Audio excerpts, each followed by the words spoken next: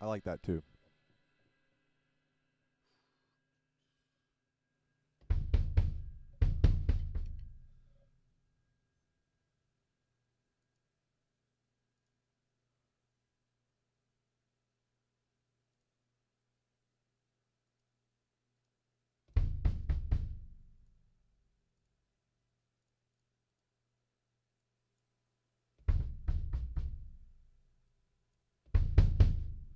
Test.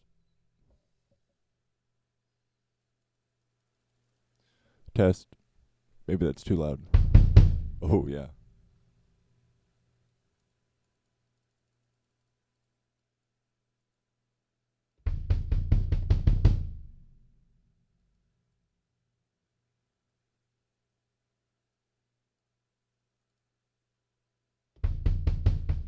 Do, do, do, do.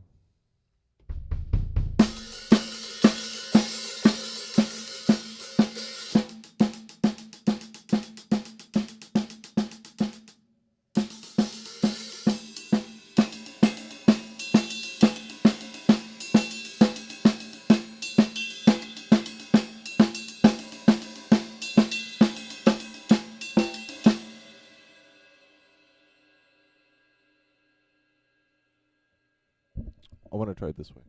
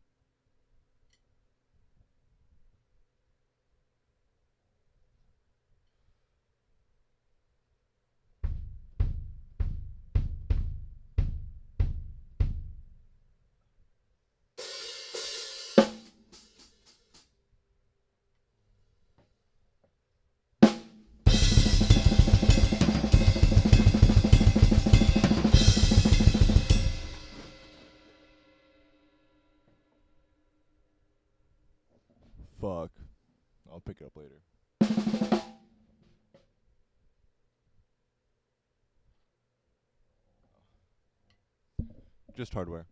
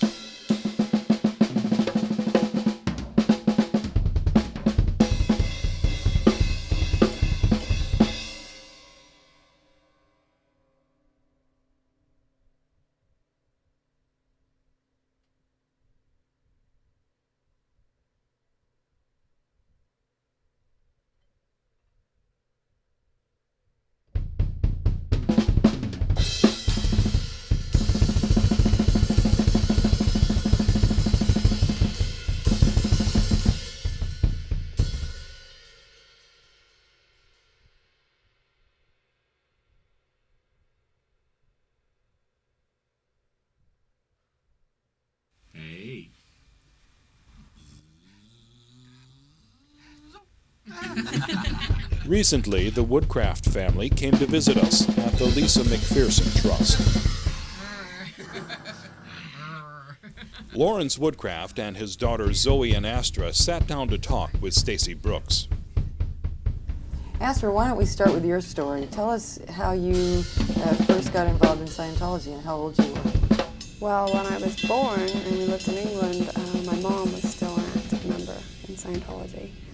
I don't think my dad was active. He didn't really want to be in it. Kind of went along with my mom. But so from as early as I can remember, we knew about Scientology. My mom would have us do contact assists, for example. Like if we got hurt, we had to say, I hit my hand on the table, I'd have to touch it back over and over and over until it felt better. These are like some of the things I remember growing up doing. When I was about 5 or 6, she took us to an organization called St. Hill, which is the main organization for Scientology in England. And I received, 10 or 12 hours, I think, approximately, of what's called auditing. And this was mainly the auditor, the person who delivers it to you, would tell me, look at that wall, go over and touch that wall, walk away from that wall, over and over and over. What was the purpose of that? It's supposed to, from what I know, get you into what they say, like present time, to wake you up from being all like... But I mean, you're 5 years old. Yeah. So how did you Well, I mean, I was do 5 years all old, and I thought this is what people do. You know, I didn't know that it was weird, and I just kind of went along with it. The thing with the contact assist where I had to touch it back, I hated that. I would just have to tell it was better, because I couldn't stop till it was better. And same with the sessions, the auditing, I couldn't stop until I said, oh, this is great, or I just had a realization. So you mean at that I mean, at the age of 5 or 6, it was like, wow, that was fun. That would be my realization. I'd be able to stop. But yeah. But I mean, at that early age, you were already learning how to pretend to be feeling better so that you could not have to do it anymore? Yeah, because, I mean, okay, we're out shopping, like a trip or something. I have to, like, hit my knee into the floor over and over. Not painfully, but do it over and over. It's so embarrassing, you know? So, yeah, I'd be like, I'd do it twice, and I'd say, it's all better, and then I'd have to be pretending that it's all better, that I'm not hurt anymore, because I don't want to be so embarrassed for me to do this. And it was the same with the auditing. And while I thought this is what, people do, it still seemed, I didn't like it.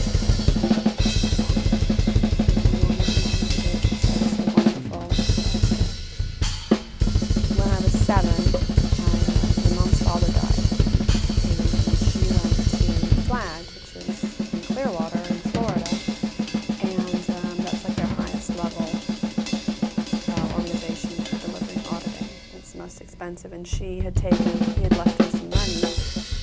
And she took that money to go and receive services from Scientology. Do you know how much he'd left her? Well, I know he left her a lot more in trust, but he left her like a fixed amount immediately for her to get it.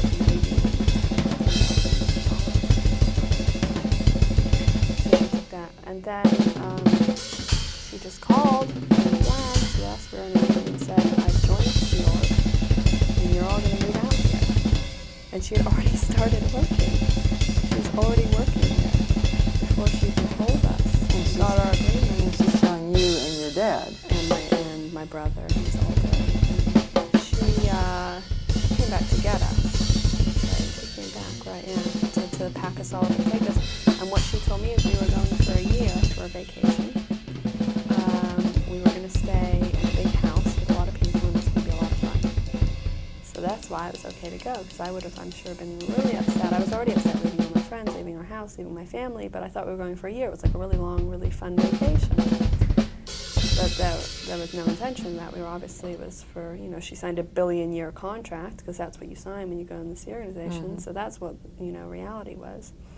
And we were told we were going to go to a really nice private school, that we were going to have a 2-bedroom apartment, that they'd have time off every other week, like the day off for us to go and, do whatever we wanted to do, things like that. And so we all just up and moved to Clearwater in Florida. The first place we stayed was a motel that was very rundown, called the Quality Inn. They kept the name. They're all Quality Inn motels. They kept the name for that. They call it the QI. Yeah, now. they call it the QI, exactly. And we got one motel room, just one room with a bathroom for my dad, my mom, my brother, my sister, and I. We had my brother, my sister, and I on a 3-thing bunk bed, like 3 bunk beds high, and then my mom and my dad on a bed in the corner. Is that common? Yeah. There it is. It's common throughout That my... families are living all together in one room like that? The No, I children mean- with the parents? Yeah, they later moved me out into a dorm, which I liked even less. Now they don't let the kids live with the parents. They stopped letting kids live with the parents, and the kids had to all live by themselves, and the parents would have probably rather had the kids with them. Or, you know, like a 2-room place with the kids in one room and them in another, but the kids were all moved out. And Oh, I feel for about a nauseous. year from what I remember, we were in this room. My brother then got recruited to join this organization. He And was how old was he? 12, I think. So he was not in the room anymore, so it was me, my sister, my mom, He was and my recruited dad. to join the Sea Org when he was 12? 12 or 13, yeah. Their entry program, like kind of like boot camp, is called the EPF, the Estates Project Force, and he was on that for a long time. It's supposed to take a couple weeks, and I remember I think he was on it for like 6 months or longer. Or maybe the whole time we were there, I don't remember. I didn't realize they recruited kids at such an early age. Yeah, yeah. So, yeah, he was, because he went in pretty soon after we got there, from what I remember, and he was 12 when we got there, so he could have been 12 or 13. And they were supposed to take family time every evening. At dinner time, they were supposed to get like an hour to spend with the kids. My mom hardly used to ever come. My dad would come, but my mom would hardly ever come. And I don't remember her ever taking a day off, maybe one day. I think one day I remember we went to an amusement park. I'm sure she took, you know, maybe a couple or 3 days off while we were there, but I don't really remember any of it. My dad would take some time off. Then they sent my dad to work on the ship that they bought called the Freelands. So you didn't see him at all? Didn't see him at all, and then didn't see my mom because she wouldn't come for family time, and she'd get home, you know, usually I think 2 or 3 in the morning. Now, how old were you at this point? I lived in Florida from when I was 7 till when I was 9. So And who was watching you while your they parents were have gone? a thing called the Cadet Org, which is for the young kids whose parents are in the Sea Org. So in the morning I go to school. We didn't go to the private school, the public school. So I go to school and then get back and then do work, cleaning, other little jobs, and they had like 1 adult or 2 adults watching all of us, and then we go to bed. Well, after about a year, I got moved out of my parents' room because they moved all the kids into dorms, and then I slept on a couch for the rest of the time. We were in another motel room with maybe 4 or 5 other kids. I think it was 4 kids and 1 adult lived in the room I was living in, and there weren't any beds, so I slept on the couch the whole time. And then, so after we'd been there about 2 years, my mom got transferred to Los Angeles for like middle management. And my dad, so we all moved out here. My dad took a leave of absence because he had debts, and you can't pay off your debts if you work there because you only make $30 a week. Right. Actually, when we were in Florida, at one point we went back to England to handle our visas. We wanted to go back there. And we were there for a week or 2, and my brother, my sister, and my dad, and actually she was too young to really know, myself, my brother, and my dad wanted to stay so badly. My dad was even saying, we could work at the organization in England, just let us stay. We want to stay. I was crying because ever since I got into Florida, I would walk around crying, just crying and crying and crying and crying. I hated it. And the woman who ran the children, who was in charge of the children, was really mean. She used to yell at me. You know, I locked myself in the bathroom one day because I didn't want her to get near me. I was terrified. I hated it there so much I thought we were there for vacation. Yeah. And instead we're in this motel. We used to put little cockroach traps down, and in the morning there would be like 50 cockroaches in it. That's how this place was. It was like repulsive, and you know, my mom had lied, and I even knew then, you know, because I remember she said, we're just going to go, it's a vacation, we're going to live in a big house, a bunch of people, it's going to be a lot of fun, and I was so upset. And we begged to stay. We begged her and begged her and begged her. We said, we want to stay. We were crying, and she said, no, we have to go back. And so we went back. So then I was in the Cadet Org in Los Angeles. And when we first got here, we were put in a 1-room, like, studio apartment that was gross. And where was that? This was just in like a building. It was just rented for us, but it was really like in a bad area, and it was really gross and just like run down. We were there for about a month, I think, and then my dad finally just went and got us an apartment. Now, what year was this? It's 88. I was Scientology interview. 9. So then I was in the Cadet Org in Los Angeles, and then for about the first year I was there, and how it would work is in the morning they had their own school. They like made their own school, but our teacher wasn't an actual teacher. They're just trained Scientology supervisors. They don't have to have any formal education. They don't even have a high school diploma. They're just the people who happen to get that job. And we weren't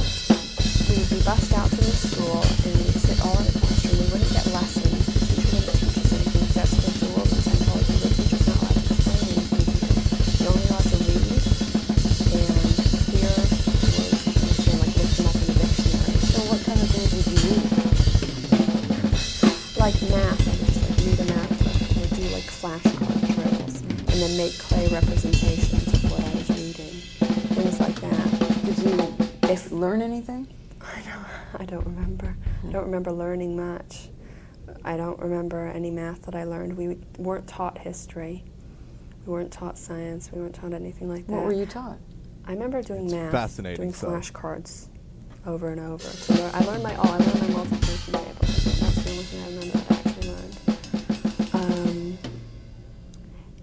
And they had these things like check sheets where they'd say like you'd have to do each thing and check it off. So like read this page, make a clay representation of what you read. Have someone give you a checkout on it, which means they ask you all like the words out of what you just read, and you have to tell the person exactly what they mean. And if you don't, you have to go look them up in the dictionary and do it over again. So that's like how we learned. If we acted up in class, we just got thrown out. Then we'd just go sit out and play in the field, place pepper, do whatever we wanted to do. So it wasn't like school. It was like killing time, really. So then, after school, we'd be bussed back and we'd be put to work. We had to go to the basement of one of their main buildings where they had mounds and mounds and mounds and mounds of filing. Like filing of letters people had written in Scientology, all kinds of stuff. And we had to file it. And we had to like sort it all and file it. And this is your 9? Yeah, I was 9. And I think we did that till about 9 at night. 8:30 or 9:30. Garbage. Wait, you're going to school in the morning, Yeah. and you're getting out of school at... By the time we got bus back, because the school they had rented was like a 45-minute to an hour drive away. So by the time we Who's got back, Megan I think it was Roper? about 5, and then we'd have dinner. I'd usually try and have dinner with my dad, and then I'd have to go back and work. So you would have to come to the cadet org and have dinner with her there? I think he used to pick me up or something. I think, yes, I used to drop by and pick her up. I never wanted to go back, but I'd always tell him I had to go back. I got in trouble like a couple times. I didn't go back after I got in trouble. So I had to be like, oh, you have to go back. I want to go back. And it was at that, at such an early age, I already learned to like lie to my dad. Because otherwise I'd get in trouble. So you're working, you're going to school, you're having dinner, then you're going to work until 9 at night. Yeah. And you're 9 years old. And then we'd have to go to sleep on these cots on the floor. They were like a little metal frame, maybe like 4 feet long, like this wide, with like canvas. And we'd go to sleep on those, and they had like these big blankets, and they'd cut them up, and we'd all get a piece of blanket. And we'd sleep on these cots on the floor when we were at cots, until my mom came and picked me up. And she it was very strict there too, lots of rules, lots of people, they had an adult who was in charge of handling our ethics, handling us when we did something wrong, and she would yell at us. Oh, and duh. stuff. And at one point, I think I'd been there for Yeah, maybe a year, I and know several things the happened. name There was a of boy there who was Shirley. I really didn't know her daughter was unhappy. named Megan, though. And Was she the one on Howard Stern? We had this like a little building. Hollywood There was a little Squares? building with like 2 big rooms in it, and there was a fence I gotta all around it with find like a that. front Hold and on. back courtyard, like concrete courtyard. And there was a billboard like next to it, and the boy got so upset one day he climbed up the billboard and said he was going to jump off. How old was he? He was maybe a couple years older than me. So I see this boy threatening to like Howard commit Stern. suicide. So that kind of scared me. And then another boy. It's like threw a from cockroach at 90s where he me had and Daniel punched Carver me. on. So at that point, I got really upset, and I told my dad I'm not going back. I called him. I said, come pick me up. And I said, I'm not going back. And he, of course, didn't want me to go back. I was always the one saying, I have to go back, making it sound like it was all wonderful. Oh, there's a I just Howard refused Stern to Hollywood go back. Squares from the 90s where Told my mom what happened. I told think nothing, that, and she said, you have to go back, you have to go back. For weeks and well, I weeks know Shirley's there, or months, she pressured me, and she said, but "Just I don't know if her go daughter speak to Megan is. someone, we'll work it out, come back, come back. And I said, no, I'm not going to come back. But I did continue to go to their school because I had no other school to go to. So I go to the school, then when I got off school, I'd just go home. I think the for a while. prize is like fucking people. But Yeah, they this kept one. saying, you can't keep going to this school. You can only go to this school if you're in the cadet org afterwards and you work. Otherwise, you're not allowed to go to school. So I'm not sure exactly how. I think I kept going to the school for maybe 4 to 6 months. And then I don't know if it's Megan I though. didn't go anymore, so my dad enrolled me in a private school, which was a I'm a Scientology happy school man, Howard. Let's make sure every celebrity here gets a plug. Gilbert Gottfried. called Ability Plus. And this school wasn't really an improvement. Have you ever paid for sex? No. Never. Just my wife. Yeah, you're still paying. Still paying. Still paying. Been I see. married 35 years. It's Oh my shit, you woman. can't hear it, huh? In our final square, let's say hi to the retards. Hi, retards. Hi. This is our first retarded square ever in the Hollywood. You know, whatever. It's the lack of understanding that's going to kill him. I mean, that metaphorically speaking. Elephant Boy, explain to her you haven't had gay sex in some time now. I don't think it matters to them whether I never had, if a year ago, 10 years ago, 20 years ago, it wouldn't matter to them. So. Well said. Yes. All right, let's go to Bobby Trendy in the lower left. Bobby is gay. Definitely gay. Wow. And he is America's #1 gay man. He's on the Anna Nicole Smith Show. He is a decorator supreme. Bobby, fabulous. How are you?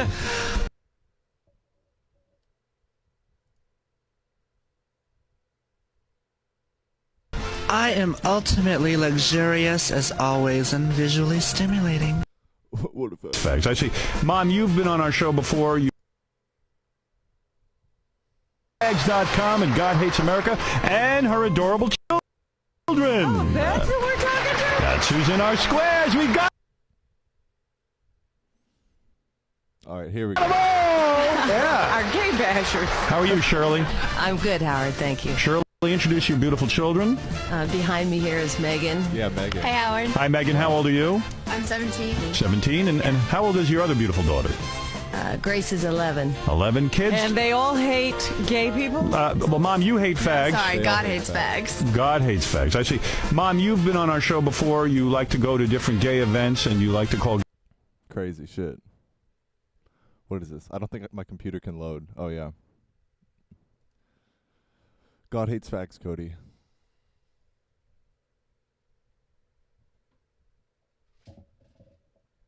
The rapture is near and all. It's because of all the fags.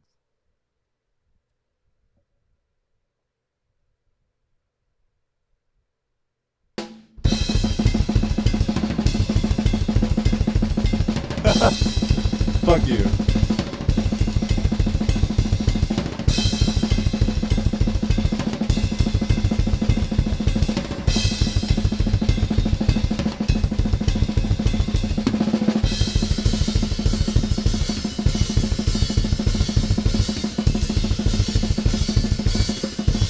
Sloppy double bass.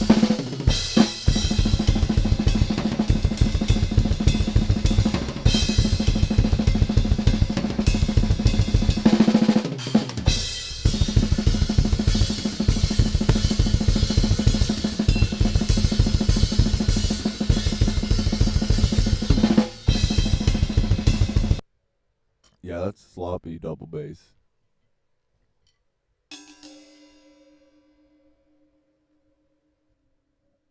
I'll keep it then.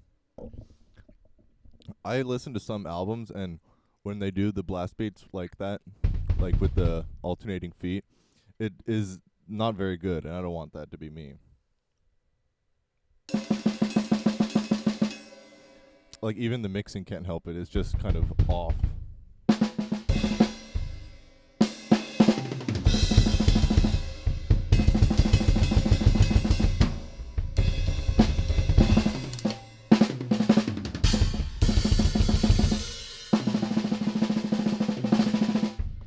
Double bass like that, or traditional blast beat double bass.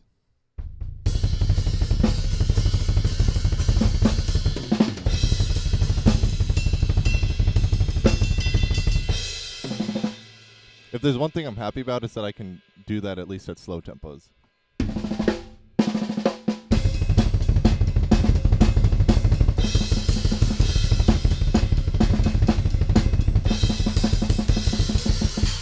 Oh, and then I ruined it. So if you're watching a band live, who do you focus on everyone at different times? Or, like, since you're a guitar player, do you watch the guitarists a lot?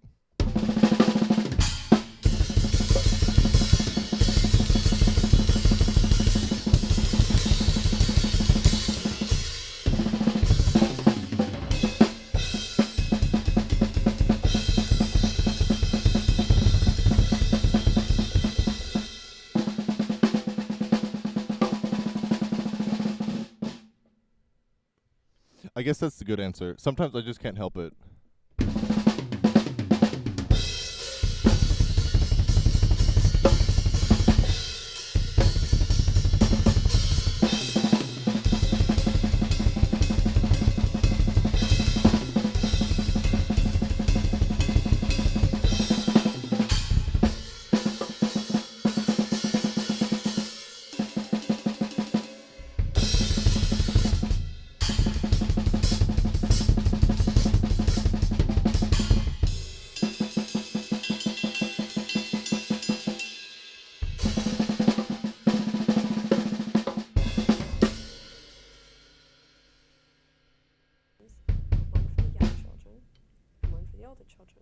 Teachers weren't necessarily credentialed teachers. We were taught with the same This is technology Astra study Woodcraft is her name. You can't have a teacher explain things to you. You have to read, you have to make clay, you have to clear your words in the dictionary. We use the same check sheets even that we had in the other Cody, place. I forget where you live, Wyoming? And I think I Is that in learned the a little bit more Midwest? there, but I didn't learn much there either. And no one Or had ever Virginia? graduated from this school. No one had ever graduated school going to this school. Whatever happened to the kids? What Montana. They I don't know why I joined the forget CRB, that. I think. Sorry. These were all 14 or 15 or Scientology- 16. It's all Scientology kids. Mostly parents for SEAL. Okay. I don't think so, no. But the kids would join the SEAL anyway. They'd be recruited. Or they would, go on full-time training in Scientology. Not be in the SEAL, but be training to be an auditor. Or they would take their GED, their high school equivalency exam. Or, I don't know, they just never really got to the point of no one had ever graduated because the teacher's own daughter was always saying she was going to be the first person to graduate from the school. But they didn't even have a way to graduate people. Neither did they at the school I went to in the Sea Org because that wasn't their purpose. Their purpose was just to school you to fill the legal requirements until you're old enough to go in the Sea Org. Because when I went into the Cadet Org, I had to sign the billion-year contract saying I agreed to be in the Sea Organization when I'm older. Otherwise, I wouldn't be allowed there. And then I stopped going there and I started going to another school called Larry Dennison's Academy. It was just in the morning from 8 to 12. And SEAL kids did go there at the time. And that was even worse. It was this was apartment, and we all sat in there at tables and read books and stuff and just did nothing really. How old are you? Like 13. I went there for a few months and I stopped going there because it was useless. And then I was on course at the Celebrity Center. I started a course there. And I turned 14, and while I was on course... Montana. I'm going to remember that. These two recruiters from Bridge Publications, which is a Sea Org org, they say it's not. It's like, it's incorporated by itself, but it's the organization that makes the books and things like that for Scientology. And really, everyone in there is a Sea Org member. So they say it's not, but it is. So they came to see me, and they told me if I went to work there, I'd get paid minimum wage, which would be, for a 14-year-old, it's like $300 a week. It's a lot of money. That I wouldn't have to wear a uniform, because many people had tried to recruit me before for this year, like from the age of 12, and I always said no, I didn't want to, but I said I get paid all this money, I wouldn't have to wear a uniform, it was really fun, and these guys were young, they were charismatic, they were good looking, and they sweet-talked me into it. Plus, I had always been very upset that I had let my mom down, and I knew she'd be just like ecstatic if I joined, so I did. I knew in the back of my mind that I was making a mistake, but I just kind of, I was just kind of pushed along into it. I mean, generally They speaking, told me that the only reason I was not joining was my reactive mind, which was controlling me and telling me not to do it because your reactive mind stops you from doing good things, and this was a good thing. And I couldn't confront and take the responsibility to do it because of my reactive mind. So I should be bigger than my reactive mind and go and do it. So then I was like, That's oh next yeah, level. I don't want my reactive mind to control me, so I better do it. They use virtually any tactic from yelling to, they'll show you like newspaper clippings of horrible things that have happened in the news and say like, we try to stop this, and ever since we've been working on this area, the crime has gone down and we've helped all these families, and you think, oh God, I'd be such a horrible person if I didn't go in here and help them out in this, and I would just be irresponsible and not doing my duty towards all of mankind. That's exactly that sort of thing. And They also show you this policy that L. Ron Hubbard wrote saying, and it was written in 1970, and it said in 30 years the planet won't support human life. And then they told us the only reason it still is supporting human life, because this was in, I don't know, 93, so we had 7 years to go, but the only reason it's made any improvement is because of Scientology, and if we don't keep going, the planet isn't even going to be able to support life. So you have half of me going like, I can't let my reactive mind control me, and half of me going, I have to help mankind. And then part of me was going, oh wow, I'm going to get paid money, and I don't have to wear a uniform, it's going to be so fun, and these guys are going to work with them, that I get to work with them. So the next day I started what's called the State Target Force, which is boot camp. And my schedule was something like get up at 6:30, breakfast at 7, 7:30 we had like a muster, staff meeting, and we had to drill and do military marching and stuff. And then I had to run around and empty trash cans till 8 o'clock. And then I had to study Scientology material 5 hours straight. Just like what your attitude should be like about ethics, about things like that. Then the rest of the day was work. We'd have half an hour for dinner. The rest of the day was work, and I had to clean pots and pans, mop floors, clean out a broken, clogged toilet. They're like child slaves. No school. What do you mean? No school. You're 14 years old. Yeah, but you don't. They don't send. They sent me to school afterwards. Not very much anyway, but I'll get into that. But no school while you're in the State's Target Force. Just the 5 hours of Scientology study. Some people are on for months. I was on for 2 weeks because I was able to study the courses quickly. But for those 2 weeks, the rest of the time I was working, and then we did drilling, more marching. Drilling. Like, they had like the code of a SEAL member. We'd have to repeat it and learn it so we knew it verbatim. Mm-hmm. We'd have to march. We'd have to salute. Things like that. So that went on for 2 weeks. I finished. I went to start working at Bridge Publications. The day I started working there, they told me, you're being temporarily transferred. And I said, no. I was like, no, I'm not. They're like, you have to. You have no choice because you have no staff status. You have to complete some courses before you have any rights as a staff member, which even when you complete the courses, they can still transfer you. Of course, the people that are telling you this aren't the same people that recruited you. No. But they said it's just temporary, it's 2 months, you'll be right back here. So I agreed to it. I said, okay, I took it 2 months. Then I had to wear a uniform. And I went to work as the International Justice Chief's administrator. I was like their secretary. So the International Justice Chief is the one who is responsible for declaring people suppressive persons, which means, no one in Scientology can speak to them anymore if they've done something wrong. Doing committees of evidence, which is Scientology's way of it's like the court system in Scientology, etc. So I was in charge of writing letters and putting all this stuff together and things like that, and I did that for a couple months. And then while I was working there, they said, you're being permanently transferred to the International Training Organization. Now I knew, each organization is separate, but it's all part of the Sea organization, so it's all one, but each one's separate, and they have to make their own money and support their own staff. So I knew this organization particularly, they weren't making any money. The staff were eating refried beans and rice every day. That's a thing in the Sea. If you're in trouble or you're not making money, you eat refried beans and rice every day, and water, and that's all you get. They won't give you anything else? It's called the rice and beans thing. They So call it rice and beans. they were on that meal every day, and the staff were getting paid $15 a week, I think it was. They were on half pay. This is at the International Training Org? Yeah. So I said, there's no way I'm going to work that. I've done nothing wrong, and all of a sudden I'm going to be paid nothing and have to eat beans and rice. So they said, you have no staff status, you have no choice. My mom, it's funny actually, because I thought I was going to be able to work with my mom or close to her. And where was she working? Well, she was working in that building that I got transferred to. But as soon as I joined, she got sent away on what they call a mission to go and handle an organization in Mexico. So she was down there the whole time. So I tried to call her to get her to help me, but and she wouldn't have been able to help me anyway because it's out of her jurisdiction. So I was refusing, and they said, you have no choice, and I was going to get into big trouble. Leave the window open. And what would big trouble have meant? It would have meant lower conditions. What does that mean? Yeah, you get penalized. You have to.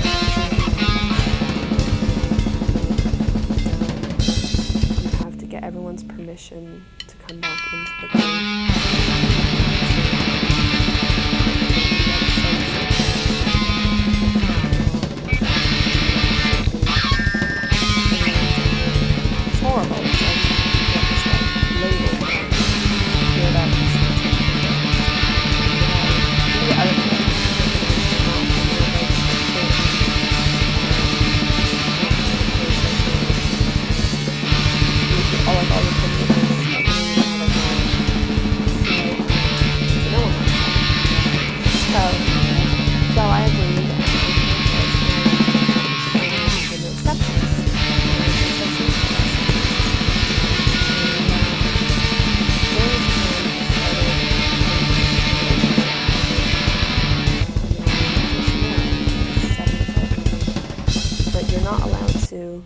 do anything. They have a policy.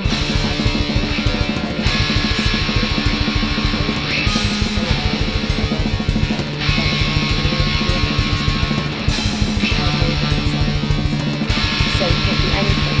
So you're pushed immediately to get married. As soon as you start entering a relationship, they tell you better get married before you get So, December. You saw like seeing the Holy System. Get married. Yeah. You better get married. You better get married. So, Why is it like that? they had the idea that the whole area of relationships and sex is very mixed up. It's very operated this way. And people aren't responsible for it. And they don't want to look bad as a church.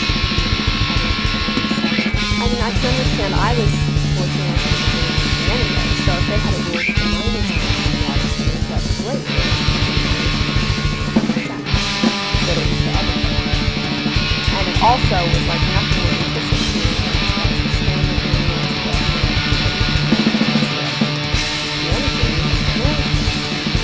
So that's also good. The policy states, the element of the states, it is for public relations. So a month after I turned 15, I was off to Vegas. So yeah. And also, before you get married, you have to learn to live with other people. I was in a room that was maybe 8 by 10 feet, maybe 8 by 12 feet, with 6 people. That was very good. We had 3 bunk beds. We had 3 bunk beds here, 3 bunk beds here, and a dresser in the middle. That's all that fit, and then a dresser over here, and that's all that fit in the room.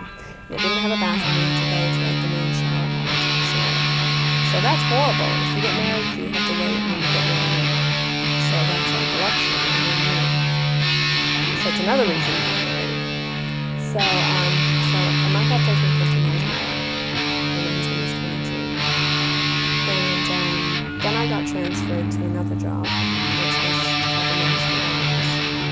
And that's the person who was in charge of It's called an ethics officer. Yeah, an ethics officer, like enforcing people, like assigning people lower conditions, making them doing inspections, finding the bad people in the organization. Is this in the And also the International Training Org trained people in psychologists and administrators and managers in the lower organizations. I was also responsible for the students.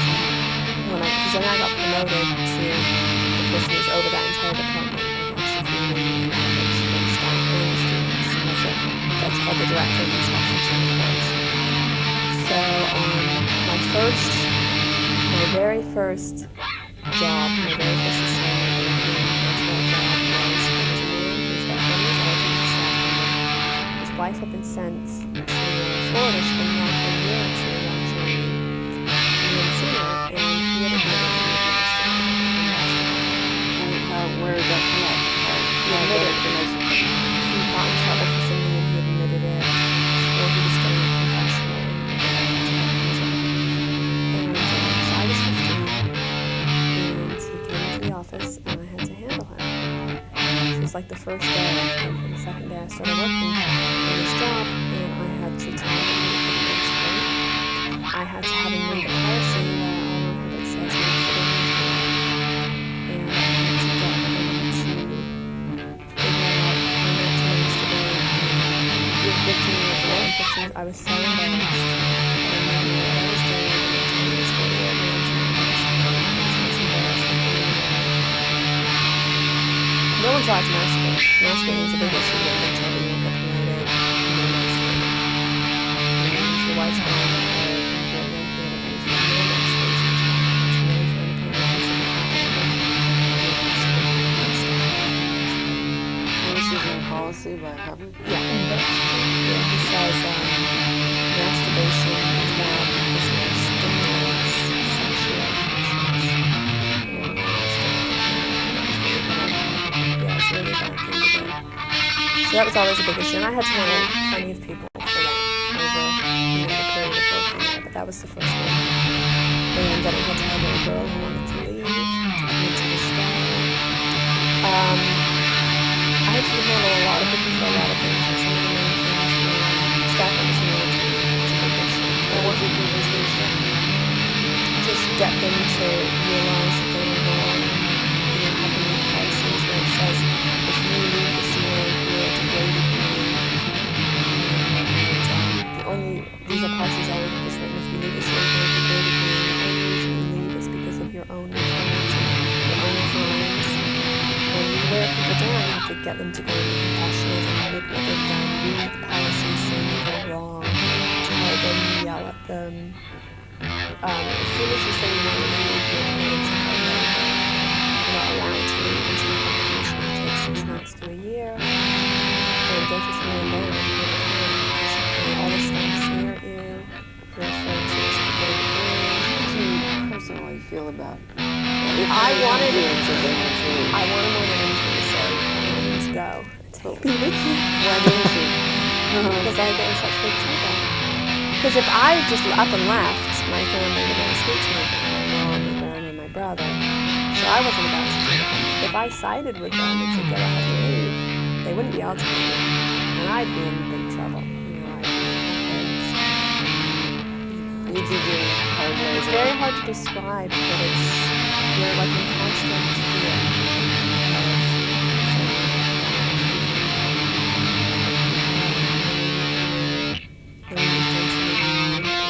you don't want anyone, you're just in fear all the time of people finding out about you, people finding out the thoughts you've had. If you think about leaving, then you have to withhold that thought.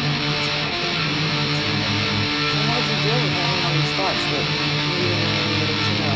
Well, I did get to the point where I just wanted to kill myself.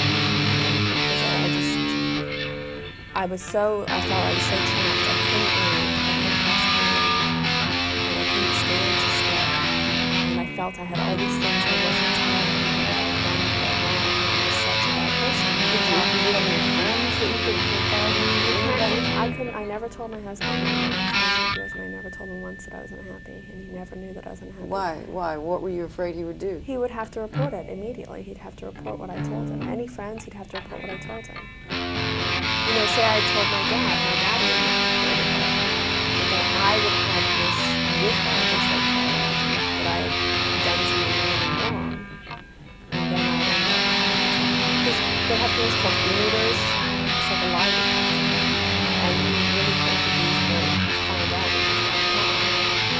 So you're in constant fear of them finding out. So you can't even say, well, I can do these things and not tell you. You're in constant fear that they're going to find out what you're thinking. But you were holding these very high posts, so you must have done a really good job of appearing to be a very good You know, when I ended up leaving, people were very surprised because I was considered a great staff member. I produced a lot. I got awards, you know, and everyone was just shocked because I did do a very good job of, I just learned how to, like, not say anything. And I have trouble now, like, expressing my feelings, telling people how I feel. I'll get upset and I won't say anything because that's what I've learned to do for 5 years.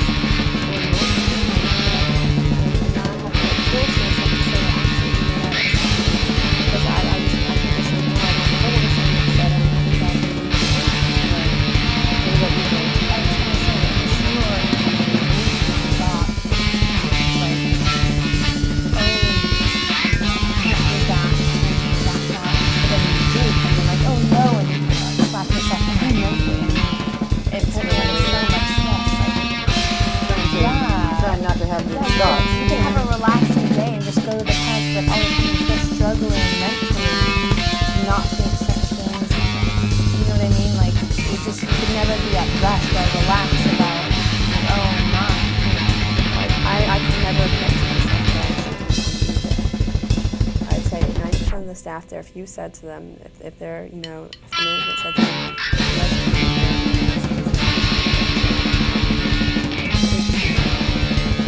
I spent 2 years in the but I would think to myself, I would look at my wife, I would look at others, and I think we're there. So I remember that these two occasions I went through after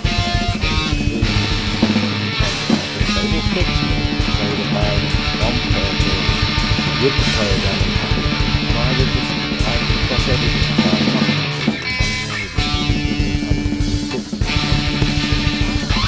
I did that on two occasions, and they'll say, yes, you do these conditions, you know, work through these lower conditions, do extra mess work, you know, and then they'll give me a whole bunch of references. Read all these things, and I'll work through this program, and work through it, and I wasn't feeling better. And then eventually, I was supposed to okay, yeah, I get this program, I feel better, I'm ready to continue. And then it would go back to worse than it was.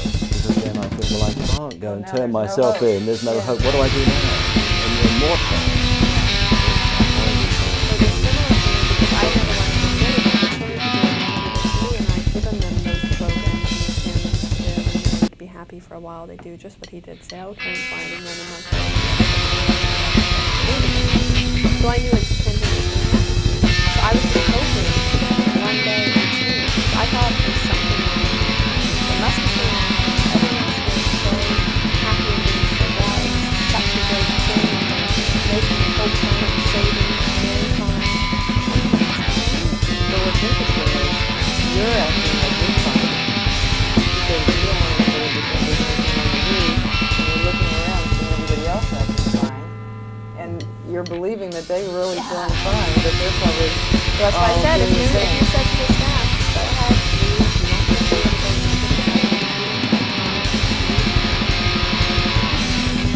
I don't know anything about this one, but the roller. Yeah, the roller coaster or like PTS or like someone's kids, yeah, giving them these ideas and stuff. I would always say that like they want to leave and change their mind. We go on for like years. So we need to get them just finally leave and get them to decide to stay on and give them a break and we can do it. So it's stupid people. Another thing that I was afraid of is to have a and that's everybody in the family saying to everyone who aren't in the speak to everybody affecting me. It's not speaking to me. They're giving me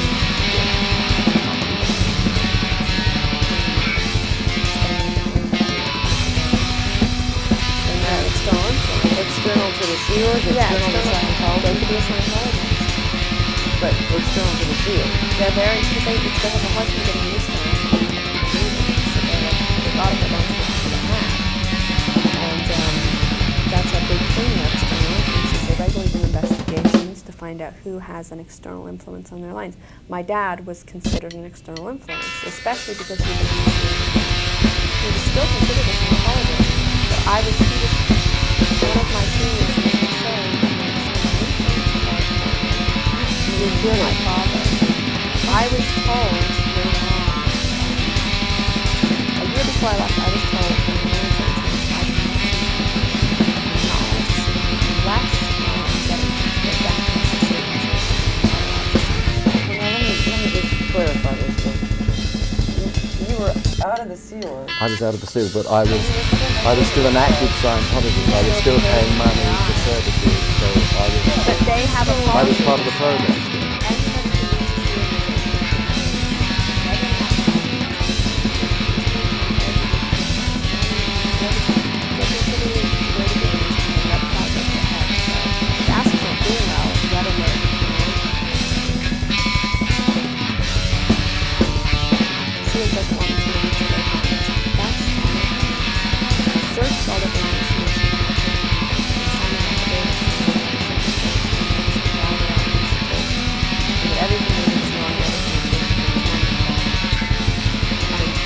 That time they took the communities there anyway, but if they had to leave, they want all of it on the church.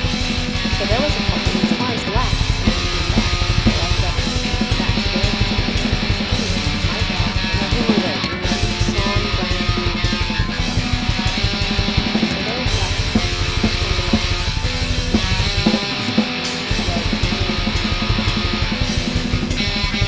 It was my responsibility to make sure they didn't do it again, or that anybody else couldn't do it. I had to have them under 24-hour security watch. That means 24 hours a day, someone is with them making sure they don't go anywhere. And no one was allowed to do it because it's very strict in some.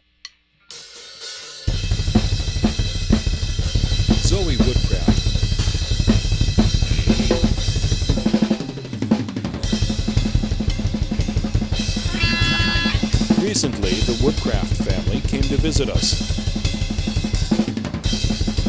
My next guest starred for 9 years on King of Queens. She's now created a documentary series called The Fallout.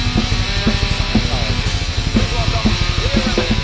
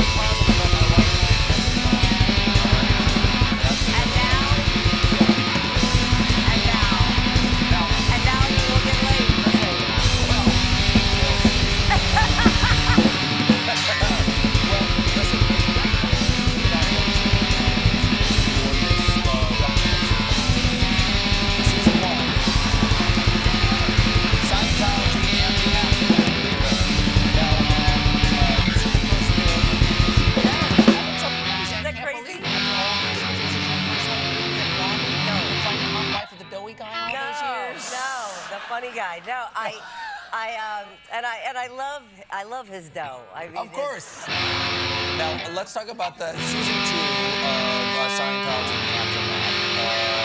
Starts Tuesday, August 15th here on the A&E. You were in the Church of Scientology for 35 years. Is the church cool with you doing this documentary?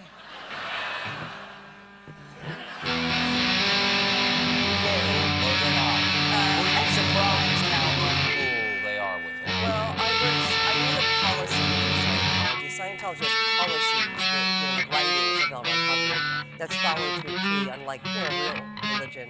What beyond Dianetics? There's Dianetics, and what beyond Dianetics are the writings? Everything in Scientology is written down. The technology. Yeah. That's sweet. Yeah. You're good. I love the terminology. Yes. I love the terminology. Yes, I know KSW, I take that very seriously. What does that mean? Keeping Scientology working. You almost flubbed it, but yes, that's true. That's right. That's why I'm only OT level 1. That's why. What OT level did you reach? 5. Okay, is that good? Yes. Okay, what is that? How? Well, it meant that I had cleared all of my beings that are attached to my body. Yeah. From sickness, that I cured myself of all illness. And did that actually work? Did you actually I did not get illness? Did you get ill? No. You did not get ill? Well, yes, we all get ill, but did you get ill less than other people? No, but you believe it. But you believe that you are. And was there a value for that? Not for that, but in the beginning, Scientology teaches very basic morals and concepts, but teaches you things how to deal with finances, how to communicate better. Not that I achieve that clearly, but it's a small. It starts very slowly, and of course, the helpful. But as you go and as you get further indoctrinated, you can't get out without huge damage to yourself and to your family. And if you decide to leave and speak out, as most do, their policies say to attack. Do you believe it's a religion at all? No. Why not? Because a system of thought, even if it's destructive, in some people's eyes, if it's destructive, how is that less of a religion than, You can choose to believe or not believe in aliens. And also Scientology is a business. You have to pay before you go up the chart of Scientology. And by the end of this Scientology bridge, you're in it $500,000. How long have you been out of the Church of Scientology? Well, I've been out for about 5 years. Okay. And are you shopping for a new religion? I'm not shopping. You're not? No, but again, I have an issue with calling it another religion. Okay. Are you searching for a religion right now? Could I interest you? I've always been. I've always been. You've always been Catholic? Well, I was baptized a Catholic, and I baptized my daughter a Catholic. And can you be a Catholic and a Scientologist at the same time? No, although they promote that you can. That is a lie. They don't actually, when you get up to the confidential levels of Scientology that cost, again, hundreds of thousands of dollars, you find out that God is a lie to Scientologists, but they don't say that. What do you mean by what do you mean? They say God is a lie. There is no such thing as God. Then what do you actually? Where is the tech coming from? The tech is coming from L. Ron Hubbard. And is he dead? In Scientologist mind, his body is dead. And where is the rest? He's. I don't mean to be, because again, angels, but like where is? But no, don't continue to put yourself in the same category because it's very different. Maybe. Have you seen 1984? Yeah. Okay, would you call that a religion? No, that's a fascist regime that crushes the face of a man forever underneath the hobnail boot. That's what's described as, yeah. Exactly. Oh, okay. So, I mean, the stories that we tell are of people's real pain. These are not people going on our program to gain notoriety or fame. These are people going up there, appearing on our show, knowing that they're going to be shunned and attacked. Within hours of our show airing, people have hate websites built on them from Scientology. Well, Do you know of another religious organization does? Am I gonna have a hate website? Well, I don't know because for you're having you on. Well, a little bit. You're towing the line a little bit. What do you mean towing? What am I doing? Because you're like saying, well, is it like other faiths? Is it like other, so you could be like kind of forgiven, but unless you make like an actual statement. Well, what kind of statement? What do I have to say? You're also, next year, this is very exciting. Next season, you're back with Kevin James. Yes. On Kevin Can Wait. Yes. Are you doing what? I mean, well, they're going to go, why is the pretty girl with No. I played last scene at the end of his first season. I played his ex-partner. We were cops together. Yeah. Detectives together. So I just come back as that character. And you came on for a couple episodes last year, and people loved it. And go, why am I not Leah Remini? I love that. It's an amazing feeling. Do you ever think because the people in your former not a faith, as you say, are there so many in Hollywood? Is there a fear about leaving Scientology that you won't work again? No, I felt it was just the opposite. I always felt there was something about me that people were scared of because I was in the organization. And as a matter of fact, like when I left and I was close to people in the business, they would say I never understood when they felt comfortable enough how you were in this cult, how somebody so not cultish would want to, they never really understood how I could be in it. But I was in it as a child. A lot of these people were brought in as children and didn't really have a choice. So no, I feel just the opposite. I feel I've been embraced by Hollywood. I've been embraced by our audience, and so have our contributors. And for that, we are so grateful. Well, lovely to meet you. Thank you so much for being here. Season 2 of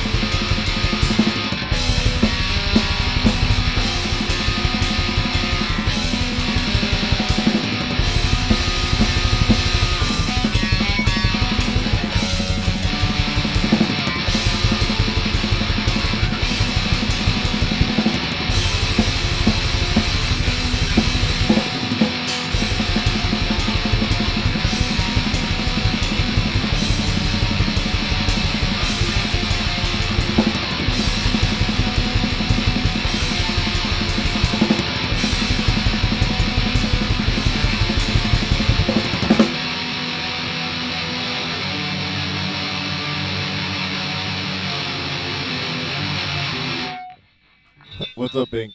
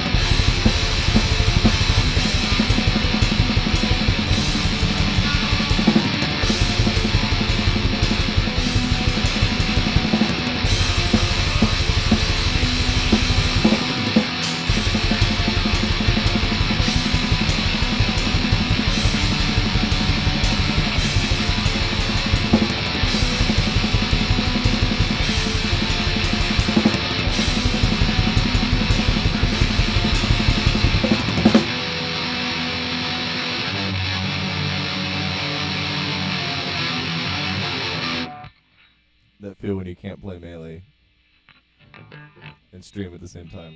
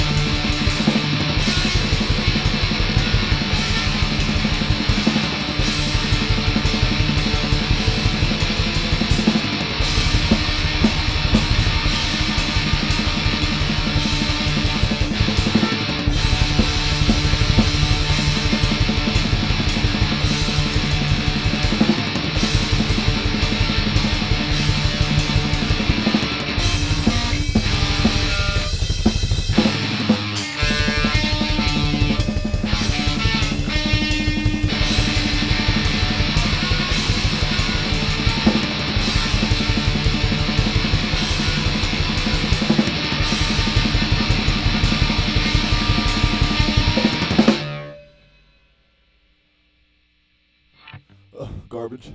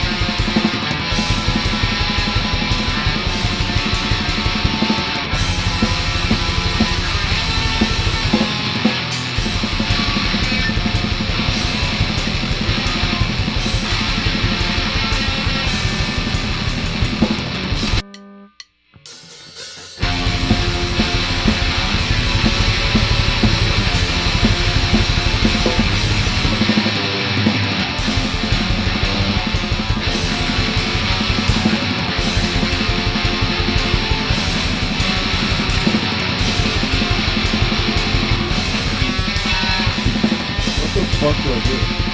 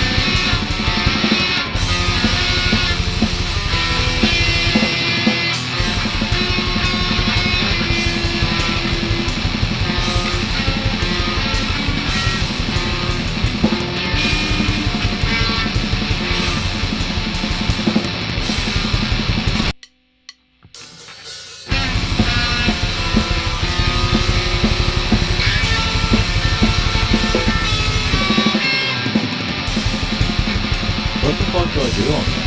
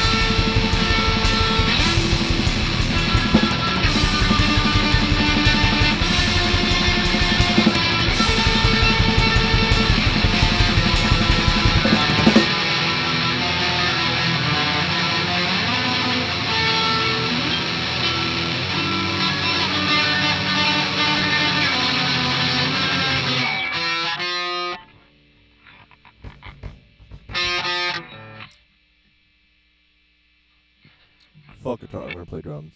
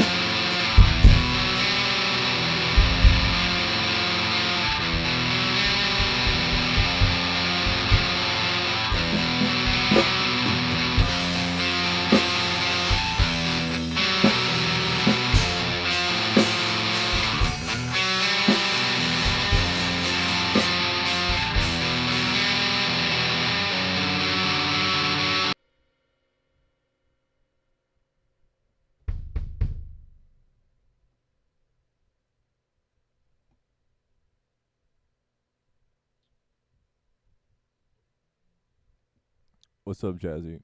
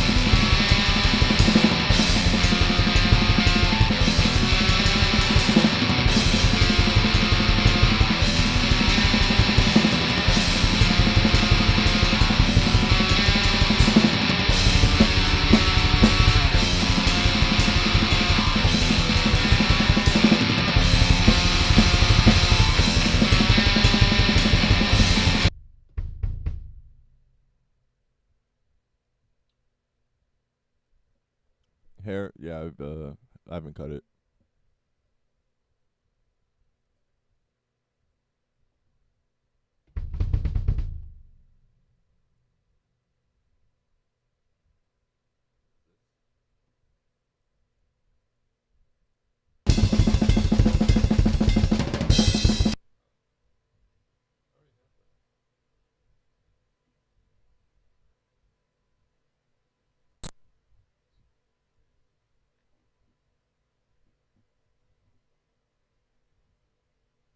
Scientology and the Aftermath premieres next Tuesday on A&E, and she'll be back this fall on Kevin Can Wait. Leah Remini, everybody.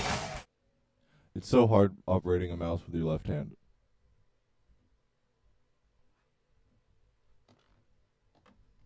When you have no room. My next guest starred for 9 years on King of Queens. She's now created a documentary series covering her fallout with the Church of Scientology. Please welcome Leah Remini.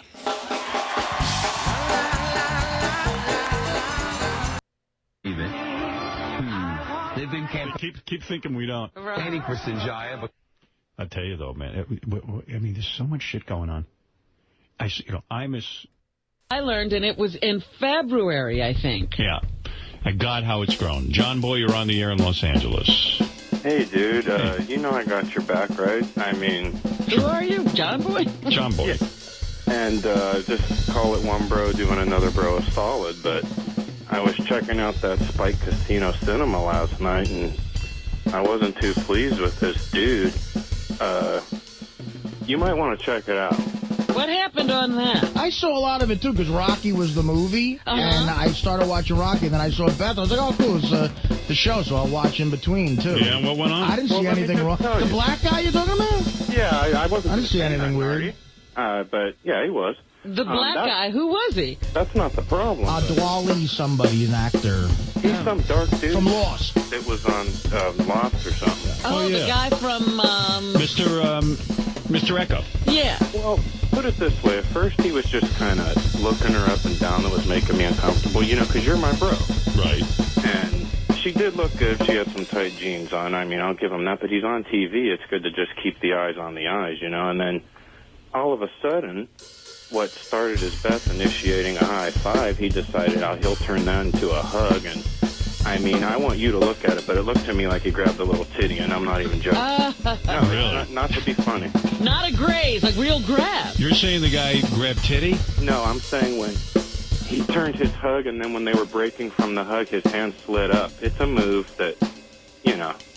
I'll check it out. I saw, you know what, I saw him grab titty, but it was Steve Sharippa's tit. To speak in chess terms, you might have to put a motherfucker in check, you know.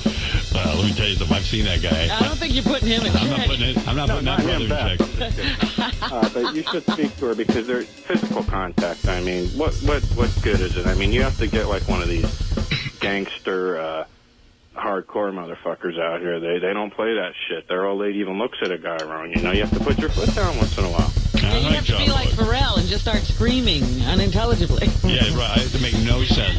Being a blathering idiot. You know what? The most uncool thing is jealous boyfriend. Oh, I know. You don't want to get into that. I'm telling you, John Boy. It's one thing if the guy's, it's one thing if she's blowing the guy. No, but The jealous boyfriend act is it like. wasn't her fault, number one. No. She didn't do anything wrong. But, like I said, you might want to check it out, have JD pull a little footage for you. Like Beth went last night to this movie cinema thing. She sits on the board of a movie cinema society or something. I don't even know what it is. Yeah, I was going to ask you what that is, because it sounds like she gets to go to some neat things. Yeah, last night she went to a screening of Gentlemen Prefer Blondes, the old movie, And I don't know, she Well, left. maybe that's not so cool. But. She left. She was all dressed up with the titties and looking very Marilyn And has she got Monroe. an escort of any kind? Our mom was with her and her aunt and her friend Maria and a whole Maybe bunch they of can fight off somebody. Yeah, but I was just like, I go, why are you all dressed up like this, looking good without me being there? And then I realized I sounded like the jealous boyfriend asshole, Yeah, you know? what's wrong with you? So I just said, have a good time. I'll see you. I went to bed. I watched The Bachelor. I finally saw the end of that. And then I beat off. And then when I went to sleep. It leaped out of you before you could catch it. Stop. What, her going out? No, you beating off so much, bro. I mean, it's the stuff that you don't realize that bothers the fans. It's like, it's okay for me to have to beat off, but it's not okay for you to do it because you don't have to. Dude, I do. You know, first of all, when we had our week off, Beth had her period. And then I think I fucked her too hard, and it was like... You hurt her? I think I hurt her for a couple of days, because believe it or not... She was a little sore? And I like that. I can't touch her. She's sore. I made her sore. But whatever was going on, like I hadn't gotten in a while, and then she went out last night, and I just said, you know what? For some reason, when she's not there, like Robin knows this about me, I'm so codependent. Like I can't even fall asleep on my own. So I had to beat off to get to sleep. It's the only thing that knocks me out ever since I'm a kid. Sometimes I imagine you like the kid who, when the parents leave the house, you get out a cigarette, you start drinking. That's me. It's like she left. I watched The Bachelor, and I thought I was tired enough to go to sleep on my own, and I'm just laying there, and I said, well, what's healthier, beating off or taking a sleeping pill? I said, beating off. Absolutely. You're damn right. I would advise you to beat off instead of taking the sleeping pill. Well, I took your message and ran with it. I beat off. Listener, I know that you're on a very strict schedule. It wouldn't be hard for you to just say, look, I'm putting my foot down. It might even turn her on a little, you can do whatever you want with your career, but when you start planning shit that is interfering in the evening times when I need what I need, I mean, it's not working. John Boy, you're alone, right? Yeah, but John Boy doesn't have a girl in his life. This is what he would do if he had a girl. You want to know something there, John Boy? I used to be like that. I'll tell you about me in relationships. It was like I sort of, and I didn't realize this about myself. It's like almost like, again, someone leaves me for the night. I didn't realize I'm angry about it, Yeah. And the fact of the matter is, like, Beth woke up this morning and she said, when I don't go to bed with you, I can't even fall asleep. So it was like something that was good for her, too, to realize she missed me and I missed her. But not only that, if you make an issue out of it, she'll never learn that. She'll just resent you for trying to control her life. Yeah, and it is hard for me to fall asleep when she's not there because, I don't know, I figured there's a million reasons. But the beating off thing really does help me. You just go into a coma. I don't even need porn. What I did was I took off all my clothes. I was just in my underwear, but I took off my underwear and I felt sexy. And not only that, I just shaved my balls before that, like with my electric razor. Right. They were looking real hairy and gross. Oh, you had shaved. Shaved down? What I do now is I shave under my balls and I just clean up a little. Like I don't shave my pubes off. It's like a Don Johnson kind of thing from Miami Vice. You don't go all the way to skin. Right. You leave a little. Right. I Don Johnson my balls. I had to shave my shaft. You were talking about a lot of hair. Go ahead. I have hair growing out of the middle of my shaft, and I don't get awful, that. Though, when you shave it, you get, wasn't always the way? I wasn't always, I didn't used to shave, so I didn't know what the hell was going on. But I'd imagine when a woman's blowing me, she doesn't want to be tasting hair in her mouth. Yeah, you try to stay away from the hair, and if it's on the shaft, you kind of get surprised. Yeah, that's the problem. It's not the cock, it's the hair. Yeah, an enormous cock in her mouth. For guys, you don't understand that. Right. Yeah, I'm you like... don't have to have hair, too. So guys, we don't get it. We're like, yeah, that's what's bugging her. It's the hair. I mean, there shouldn't be a tough... Now he's got an opinion about the matter. Good for you, pal. I can't imagine the shaft should have hairs. No, I don't. I've never heard of that. I don't. Yeah, it sounds something like an old man that happens to No, him, I and get I'm them old. all the way halfway up the penis, like a hair will just be a long one. And if they're blonde, like, so it's not as bad Like they're as soft or probably for you. something? No, mine are jet black. Oh, that's awful. So mine kind of blend in with my balls and stuff, but I do keep the pube area nice and trimmed up. Yeah, you got it. Get kind of vile. So that's really what I'm saying. I'm hearing that Lionel Richie song, Dancing on the Ceiling, and Howard's naked. Well, no, I'm laying in bed and I'm like, my legs are spread and I'm naked, and I said, oh, if my fans saw this, it's just so vile.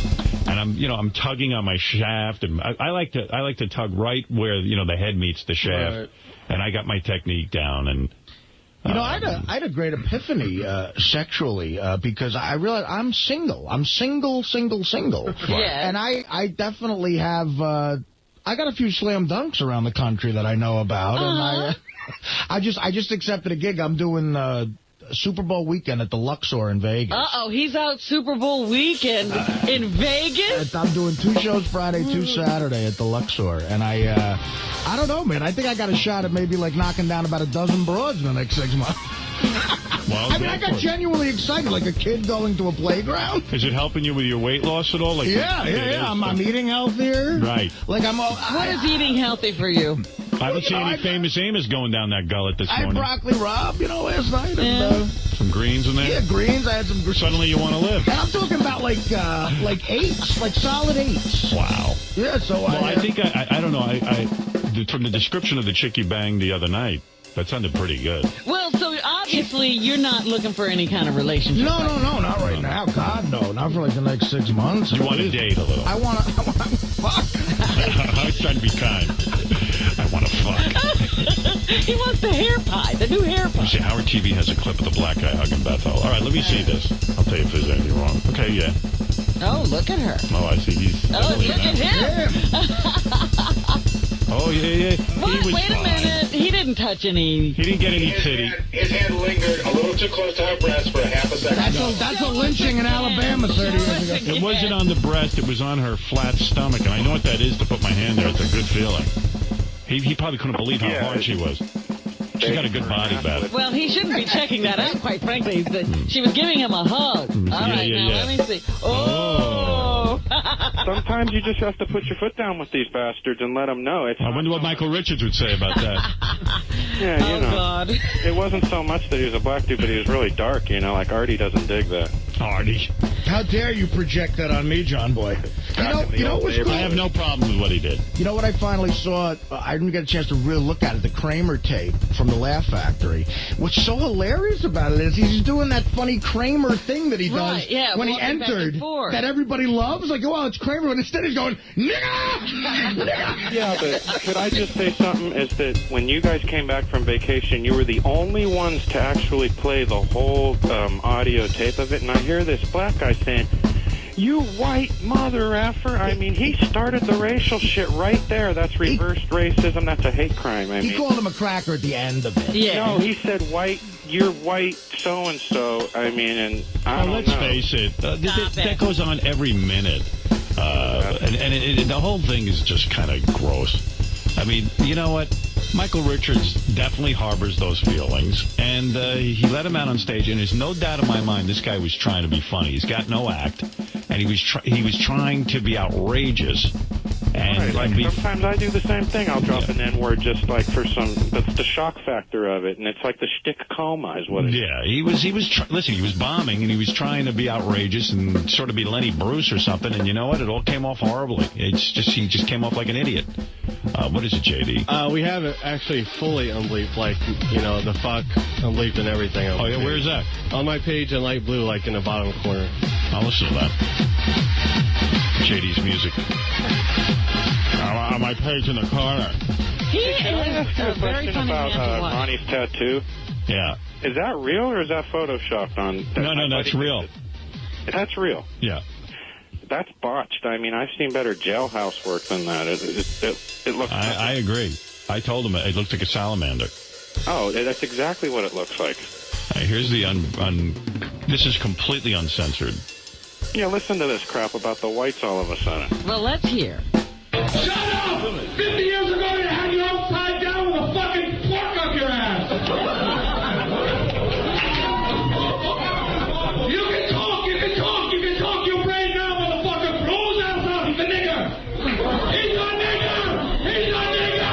Oh my God.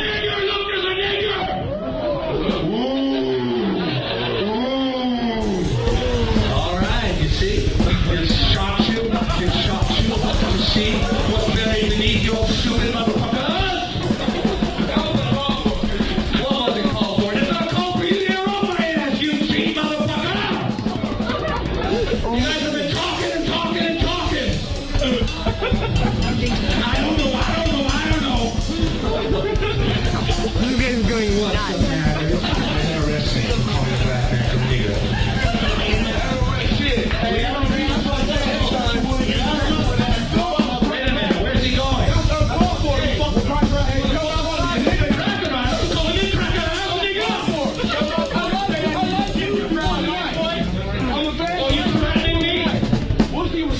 Oh, it's a big threat. That's how you get back in the man. That was real talk for. Wait a minute. He's not going, is he? You're not funny. That's what you reset. Never had no show, never had no movie. Seinfeld, that's it. Oh, I guess you got me there. You're absolutely right. I'm just a wash-up. Gotta stand on the stage. Oh, absolutely. That's it. We had it. We had it. That's not fucking called for. Oh, no, it ain't necessary. Well, you interrupted me, pal. That's what happens when you interrupt my man. He's gonna jump you down. That's what happens when you interrupt the white man. That's funny.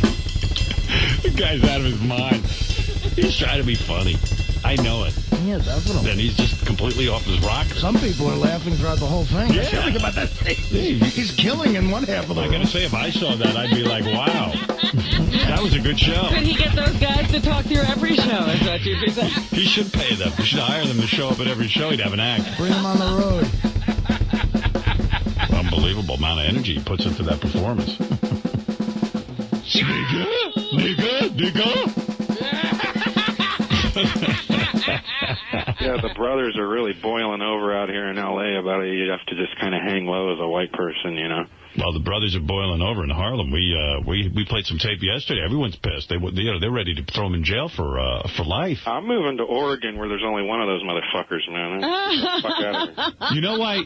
That's funny. You know why Michael Richards shouldn't worry? I got to tell you. Mel Gibson is coming out with a new movie, Apocalypto. And I couldn't give a rat's ass about Apocalypto. I got to tell you, I was sitting in the movie theater, and, they're showing a bunch of previews, and there was this group of white guys sitting, a couple of seats away, and they were commenting on every clip they'd show, and they'd see one, and they go, I might see that. That looks pretty good. They show this Apocalypto, and one dude goes, not my kind of movie. Well, what's funny about it is they're doing nothing to hide the fact that this is Mel Gibson's movie. Now, years ago, if somebody had been, sort of condemned for these racial remarks, they wouldn't even release the movie. Yeah, but now I have a feeling. It's Mel Gibson's Apocalypto. Every commercial, Mel Gibson. I'm like, boy, they're not even trying to hide that Mel Gibson's directing. And I'm thinking to myself, I think there was a deal to get a full interview on ABC by giving them the interview on the drunkenness. Because he's doing another interview with Diane Sawyer on primetime about Apocalypto. From the nation's top Jew hater, Mel Gibson's Apocalypto. Like, I'm thinking now. Why does they... I'm thinking now that this is almost like a marketing technique because most of the country hates the Jews. Like, the people who went to see the Christ movie hate the Jews. They'll all go again, yeah. I think the ad should be... see this Apocalypto. I think the ad should be, all right, Christians, time to say fuck you to the Jews. Mel Gibson's Apocalypto, from the man who took on the Jews the last time and said fuck you. Let's all say a massive fuck you and give Mel Gibson more money. And show him none of this matters. What's it about, Apocalypto? Nobody can really tell. Not even Mel Gibson can tell you what Apocalypto is about. Mel Gibson's Apocalypto is about fighting back against the money-lendering Jews. You need to see Apocalypto. It is the Christian's middle finger to The Jew. I think what he should be saying is, even though the movie's unwatchable, buy a ticket to Right. give your finger to the Jews. When would you ever see? They are so proud that it's Mel Gibson's Apocalypto. But They don't know again, what to there do. is no reason to do a special interview with Mel Gibson about this movie. There's nothing amazing about this movie, or, it's certainly not any... whatever that last movie was. Nobody even knows what Apocalypto is about, but I think he made a deal. I'll give you the interview about my calling the cop a Jew if you give me more publicity for my movie. See Apocalypto make Mel rich so we can weaken Jewish Hollywood.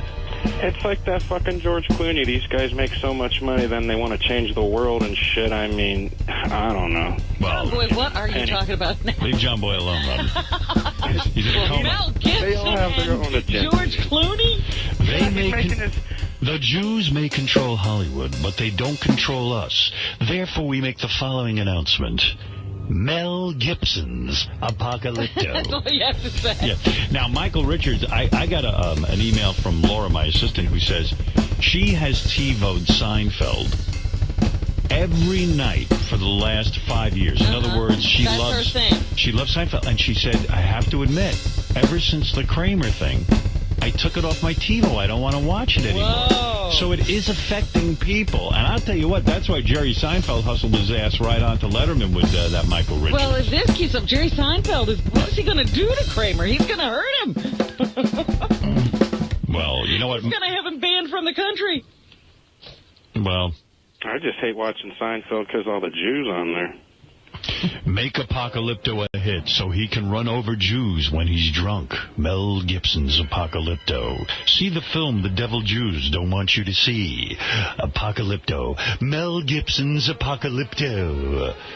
Because even in the with the deep voice previews, announcer. They have Mel Gibson's Apocalypto. They're not doing anything to hide it. And then there are a bunch of people running around with their faces painted and bones in their noses. And the guy goes, not my kind of movie. Remember, Mel Gibson isn't the guy who said nigger. That was Michael Richards. All Mel Gibson did was fuck with a few Jews. Maybe. See Apocalypto from Mel Gibson. Maybe Michael Richards will get a movie career. Yeah. This isn't Ira Schoenstein's Apocalypto. This is Mel Gibson's Apocalypto. Screw Steven Spielberg. This is Mel Gibson's Apocalypto. Boy, he's all proud, Mel Gibson, too. But Mel Gibson's Apocalypto. You think somebody there would have said, hey, maybe we shouldn't put Mel's name all over this fucker? He paid for all that shit. You know, he can have his name on it. Yeah, he does his own movies. No, this is a touchstone. Oh, is it? Yeah. Yeah. But his deal is probably insane now, but the percentage he gets is probably ridiculous. Well. Look, the guy's got his own church on his property, so he'll be okay. Right. No, he'll be fine. I'm pretty sure God likes that. You know what? He'll be fine. Michael Richards will be fine. Seinfeld will be fine. Right. Thank you, John Artie Boy. will be fine with his Fox deal and all the poontang he's going to be getting over. And where are you going? Luxor Vegas. in Vegas. Come out, buddy. You want to come out? Well, he's doing the pussy tour. Yeah. This is the pussy tour. This is Artie's pussy tour. He's losing weight. Because in Vegas, I don't mind paying for it. You know what I'm saying?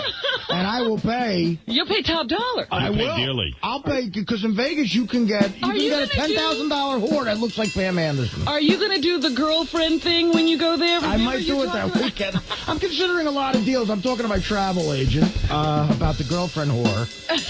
You mean where you pay a girl for the whole weekend? And they basically act like your girl. But the way a girl should act. You know, they talk to you when they're spoken to. In Vegas, it's considered impolite not to pay for it. But I love that idea that he's going to pay a girl to act like a girlfriend, so he can have her all weekend and walk around with her. And she can badger him to go to therapy. Yeah. How much is it to tell me to go to therapy once every 3 hours? Let's go to Eric the Midget. Eric, you're on the air. Good morning. Good morning, Eric. You know. By the way, good news. Mel Gibson feels bad for Michael Richards. You're kidding. I can't imagine why. He's been thinking about writing him a note. Yeah, they're going to start a racist support group. Dear fellow hater. A racist. Celebrities who are racist and get caught. Group, yeah. Michael Richards is the talk of the town, though, because I went out last night to the Dog Academy Awards, which is Beth's charity, North Shore Animal League. Uh-huh. And it was Really, well, I was sitting next to Steve Sciarippa of The Sopranos, who's a big Artie Lang fan. Oh. Because he saw Artie at the roast for that chef dude. Mario Batali, yeah. He was telling me he told me some of the line you said about Steve Sciarippa. It was really funny. Yeah, I had a couple. Do you remember it? Well, he sounded a little like he was mad about it. No, he loved it. He goes, Artie had the funniest line about me. He goes, that guy's so great. What did I say? I said... He said something about how, like, after The Sopranos, his career's going to be over until they make the Rosie O'Donnell story. Oh, right. I said your phone will be ringing off the hook when they want to cast the Rosie O'Donnell. Yeah, that was pretty funny. And I was telling him how you, like, memorize those things in one shot, you know, and he goes, he's lucky he could do that. I go, yeah, I can't memorize anything.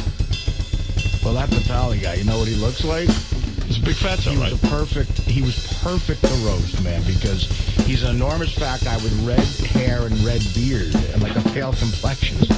One of the jokes I said, you look like Kiefer Sutherland if you got stung by bees. And if you're double the size of Kiefer Sutherland, you could star in a show called 48.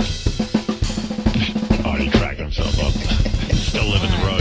There's a long way to go for a joke. How you doing today, pal? It worked better that night. Yeah, didn't work so good in here. How you doing, all right? Thank you, Gilbert. What's the matter? You look like you had a rough night. No. No? No? I had a pretty average night. Did you get some sleep? Or are you going to make it through the show? Yeah, I don't know. We'll see what happens. We'll see what happens at 11:30. What are you eating? A couple of peanut M&Ms. Oh, okay. You know, Artie acts like he's breaking bricks. 11:30. Well, I mean, I don't know. Gary I'm telling you, I broke bricks for a living. This is harder. Talking for 5 hours is fucking harder. Gary had a giant bag of M&M peanuts, family size. Yes. Medium bag. And so somehow Artie got the bag because Gary said, get these out of here. I'm going to eat them all. And watching Artie yesterday during the show trying to open that bag, he wanted to tear into that bag, and he couldn't. Like, you know, sometimes he was wrestling with it. You know, sometimes you can't open one of those bags. Why is the world obese? This is a medium bag. That's medium? My God. There's something larger than that. Howard, I think they designed that for like a party. That says medium bag. Yeah, you got the whole bag. How many calories are in this? And that? Yeah, the whole There's bag. got to be 10,000. I got to see. 100,000. What is a serving? Get close to the mic. I can't hear you. No, I was good. I'm just looking. Get close to the mic while you're looking. You want to see me breathe? Yeah. Okay, there's 9 servings in this container. Wow. What? Go ahead. How much a serving? 220 calories. That's all? There's only 2,000 calories in there? Oh, that ain't bad. That ain't bad. Howard, that's nothing. Eat the whole bag. I got some real insight into what Artie must have been like as a drug addict, because the way he came into that bag was, it was like 9:30 yesterday. You know, Artie's all unshaven, and he's wandering around the hall, and I swear to God, he just goes, he leans in and he goes, you got any chocolate? Oh, goodness. And I go, yeah, I think I got a bag of M&Ms. He's like, oh, good. Like he was like looking for drugs, except it's chocolate. Well, But he already had drugs had is all illegal. those cupcakes. Right. But the cupcakes are gone by 9. He's on a sugar high. By the way, I'm not the only one at those cupcakes, man. They go quick. Yeah. But you managed to get 2. There's like a trough out there. By a message to Crumbs, thank you so much, but don't send up the carrot ones. You don't like that? Yeah, nobody doesn't. Who wants a carrot cupcake? Like, if you're going to have a cupcake, have a chocolate. Carrot icing. Ugh. Yuck. Well, you know, I'm actually glad Sharippa said that to you, because I thought he hated my guts and stuff. No, he thinks you're real funny. No, he really came, like he said, hey, you know, I don't know, he looked mad. No, he loved it. He was like, man, Artie's really funny. Well, that's good. I'm glad. I said, yeah, Artie's real funny. There's amazing food at that roast. There better have been. Sharippa said it was bad food. Really? Did he say that? Well, I would believe... The Dog Academy Awards had good food. I would believe Steve's assessment of food, but I don't know. Because that had every celebrity chef, like Emeril Lagasse and that Anthony Bourdain guy and Mario Batali were on the dais. So I guess that's a chef's real pressure cooked thing. And it was a steak I had that was good. Nah. Where'd they do the Dog Academy Awards? At a place downtown called... I know I drove through Chinatown. It used to be a bank, and now it's like a club. And it was real nice, but I don't know the name of it. Oh, Capital. Capital. That's where we had the fucking the Batali roast. You ever been there, Robin? No, I haven't been there. It's so it's like an old it's the original Bowery Savings Bank. Capital. Yeah, it's really beautiful place. And Mel Karmazin bought a whole table. Oh yeah. Yeah, he had a table. I had the table next to him, and yeah, it was nice. That's cool. Yeah. He had a bunch of heavy hitters sitting at his table. like, you know, financial type people. Tony Berardini was there, our old general manager from WBCN in Boston. Oh, yeah? So, it was pretty good. It was a fundraiser, you know. I had to leave, though, by 8:30. I was out the door. I didn't actually get to see the movies of the I was going to say, animals. did you get to see any of the Dark No. Academy features? No, but that's like a big deal. Like, you know, to start off the event with Beth doing a public service announcement. She's wearing a gown, and it's like a whole thing going on there. That's where the schedule is brutal because, like, that Batali roast was a Tuesday night, you know. It was at night, too? I thought that was an afternoon. Yeah, and it's so stressful if you're performing at one of those things, and after you perform, if you do well, it's like 1,000,000 pounds off your shoulders. You want to have a couple of drinks. Right. But I was like, can't. I gotta go. Yeah. I gotta go home, and it was all fun people. Sarah was hilarious at that roast. I was having a good time last night, and I had to leave, though. I mean, otherwise I can't function. I got home, got right into bed, watched Heroes. I got it on TiVo. That's a good show, Heroes. Yeah, you were bad-mouthing it. That's just great. It's great, but there were a couple episodes that I was afraid it was going to go really horribly wrong. Nah. But it's good. I like that show. But there's somebody invited me to some opening of a movie, a premiere of a movie this week or next week, and I really wanted to go. Then I thought, why am I going? I can't really enjoy myself. Did you have a drink? Because that roast, I had 2 drinks, and I was like, man, can I go one way right now? And I was fucking... I had no drinks, but... well, everybody else was drinking. I ate a second dinner. You did? Yeah, well, I ate Wednesday. Wednesday was yesterday, right? Yeah, I had dinner with my daughter, but we ate like around 4 o'clock because I eat dinner so early. Oh. And then I came into the city and had dinner there. Oh, okay. So I had 2 dinners. It was like you yesterday. I had big ravioli. You had your pre-dinner and then your dinner. Yeah, I had dinner and then I had another dinner. I had rolls, ravioli. I was just hungry. Oh, my goodness. That's a fun place, too. I'm sitting there. I want to eat. But I don't know. But that's also the other thing. If you keep staying up later, you keep eating. Yeah. So that's that. So that sounds like a big success, right? They must raise a shitload of money for that. Yeah. It was weird, too, because they have what do you call that, Robin, when you have like a... What? Not a catalog, but like a book to follow. Oh, the bulletin that they put out. Yeah, well, it was like a magazine. Program? Right, a program. It was a program, but it was a big magazine. And you buy ads and that I bought a thing. full page, and it's a picture of Beth, and it says... For being in charge of all the animals, thank you. And I signed it President and Mrs. Bush as a joke. So I showed it to Beth. It scared the shit out of me.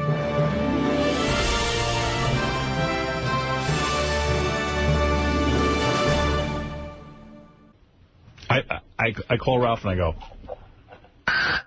and he calls me and goes, What did he laughed at one thing once, Eric, a sports joke or something. Yeah. That was it. One time he laughed. Eric never laughed. You're so serious. I really do wish you would have had sex with... Might have loosened you up. Yeah, I really do. I'm sorry you didn't take advantage of that, but I understand your concern about your parents, but I even think your dad would understand, but that's just me. They're treating you like a baby. You're not. You're a man. It's my opinion. Okay. So, Artie, did you get hit by another baseball or softball? No, I didn't play. Did you show your dad a photo of Tabitha Stevens? No. Do you want me to send you some pictures you can show your dad? Yeah, I guess so. All right. He'll agree to it, believe me. All right, I'll do that for you. Once he checks out this piece of ass. And show them to your dad. Don't just use them to beat off with. Right. All right. All right, Eric, I'll talk to you later. Bye. Bye for now. Bye for now. Bye for now is his new sign-up. I know. Yeah. He Bye has for it. now. Bye for now.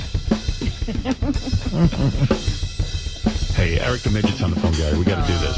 What's going on? Hey, Eric. Good morning. He wants Catherine McPhee's phone number because we've got it. And Gary even called her.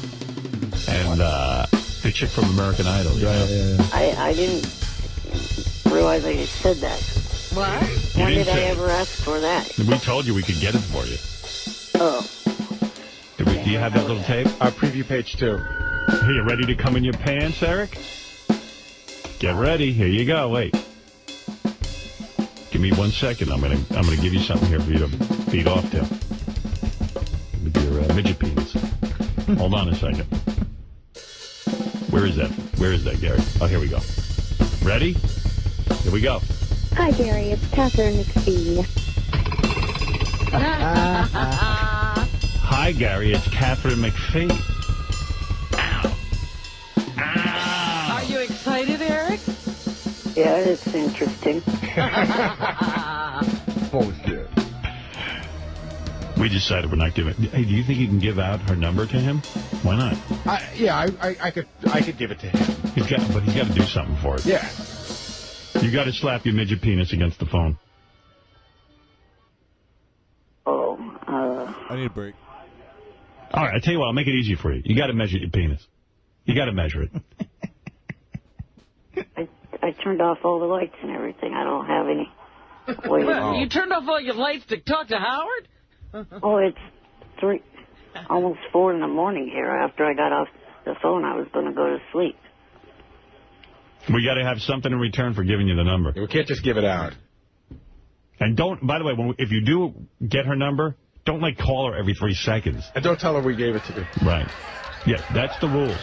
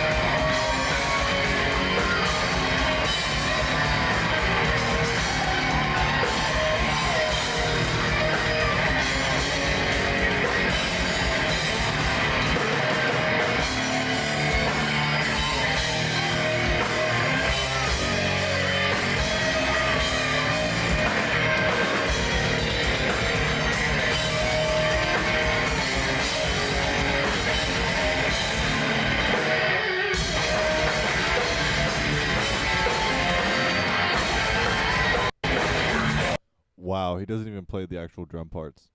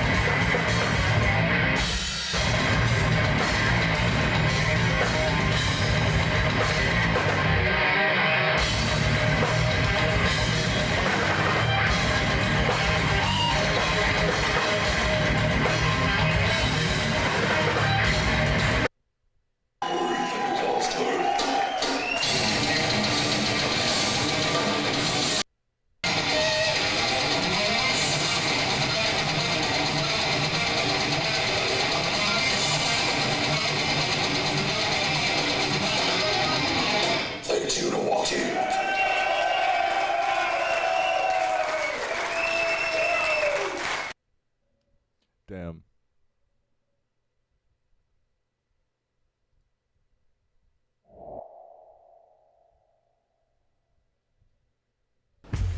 It is one of the most controversial denominations in the world, and apparently one of the most dangerous, Scientology.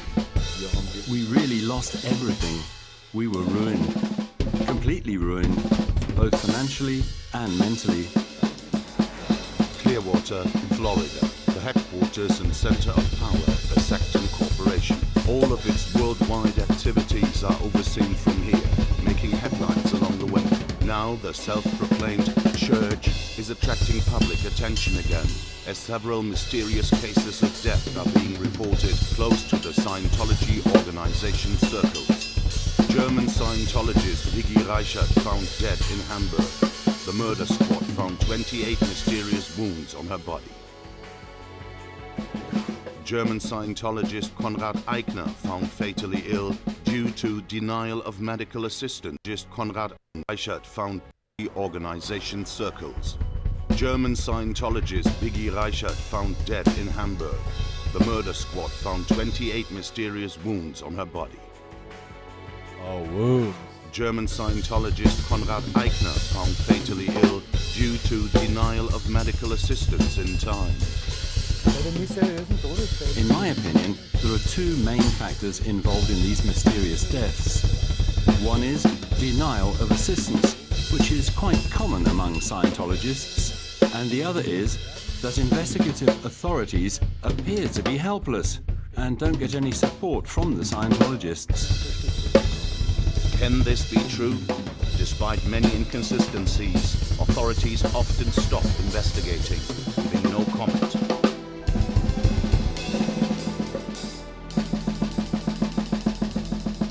If any Scientologist who's in good standing gets involved in a problem, they pull out all the resources that anyone could imagine to protect that person and to try to remove them from any adverse consequence from normal government administration. Why did these Scientologists die? What part did Scientology play in their mysterious death? And why are German authorities suddenly stopping their investigations? The search for answers has only just begun.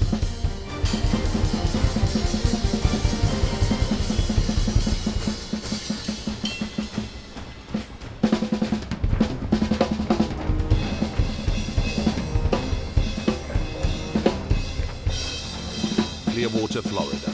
Once a famous seaside resort, the city is now mainly one thing, the mecca of the Scientology organization. In the center of town stands the Flag Building, also known as the Superpower Building, the new centerpiece of the globally operating Sexton Corporation.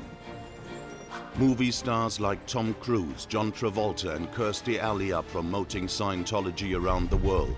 Modern techniques are supposed to provide members with even more capabilities in the new Superpower Building. Scientology is offering the pathway to happiness, but the organization has a dark side.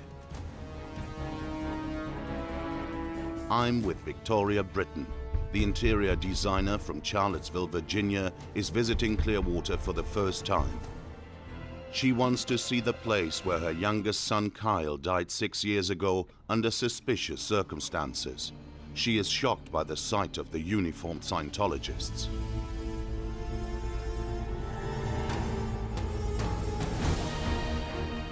Her son Carl Brennan died from a gunshot wound while visiting his father Tom in this house in February 2007.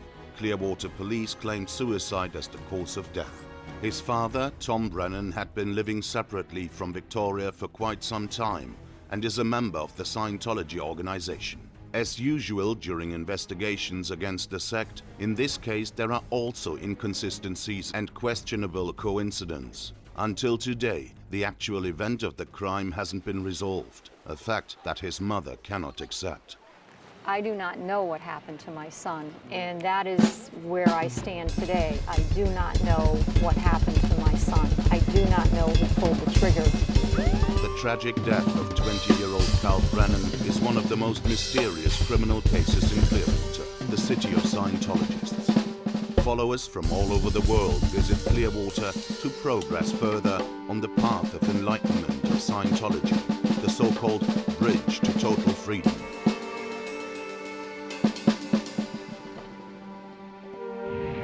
Like all Scientologists, Carl's father also studied here at Flag, the name of their headquarters. Kyle had known for years that his father was an avid follower of L. Ron Hubbard and wanted to become a so-called operating Satan. I overheard them having a conversation, and one of the boys was talking about that his dad was a professor at the university, and another dad was a businessman. And Kyle said, well, my dad, he thinks he's going to be a Jedi Knight. And then he was talking about, obviously, his father taking these Scientology courses, and that one day he would have these magical powers. In fact, the founder and science fiction author L. Ron Hubbard told his followers about the superpower they could gain from Scientology. Scientologists want to save the world from doom. To achieve that, as many people as possible need to climb the bridge to total freedom. Freedom for Scientologists means that their soul needs to be free from all negative recollections from this and alleged previous lives. This is supposed to be achieved by auditing sessions. Once you have crossed the bridge to total freedom and got rid of all negative recollections, you become an operating Satan, a purified spiritual being.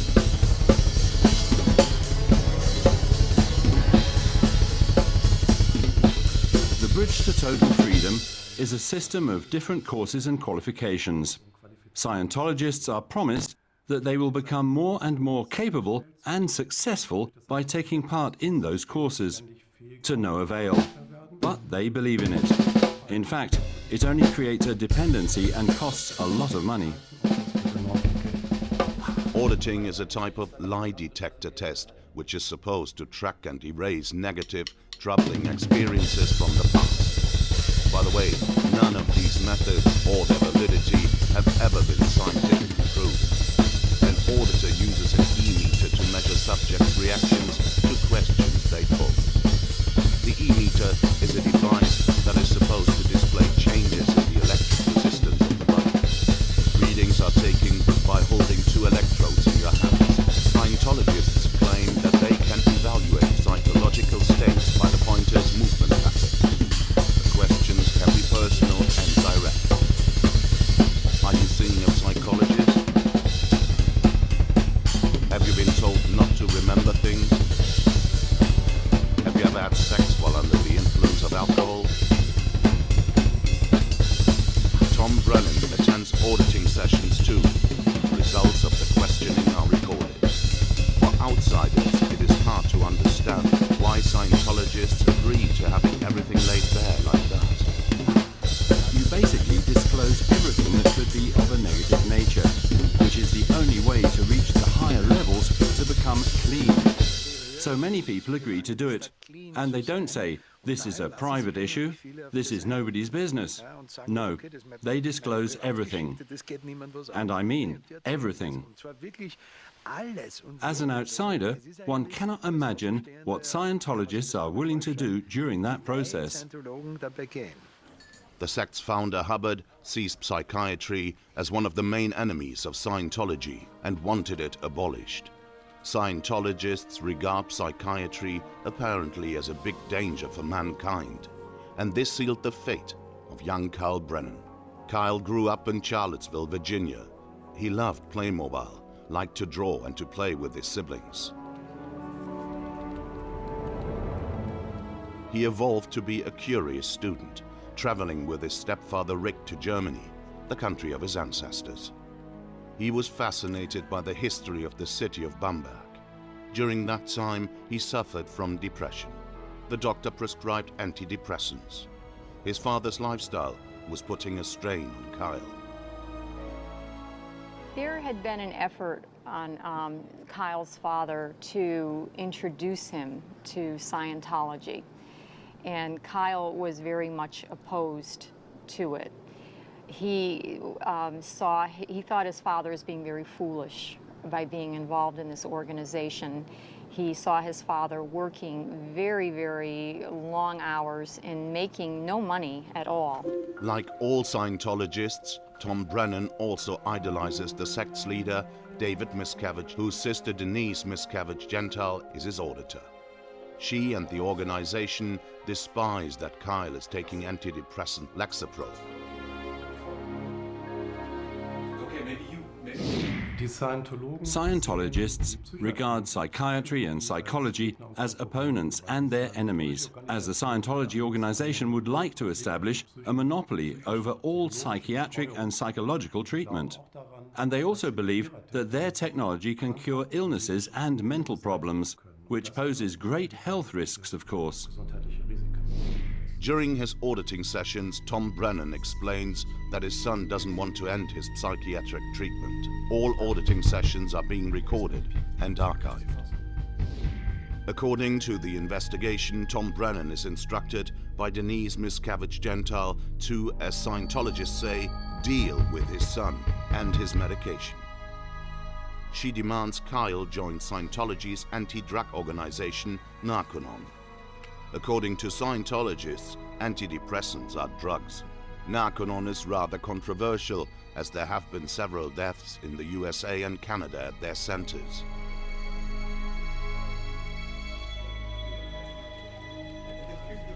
Denise Miscavige spoke to me about placing Kyle in a Narconon facility.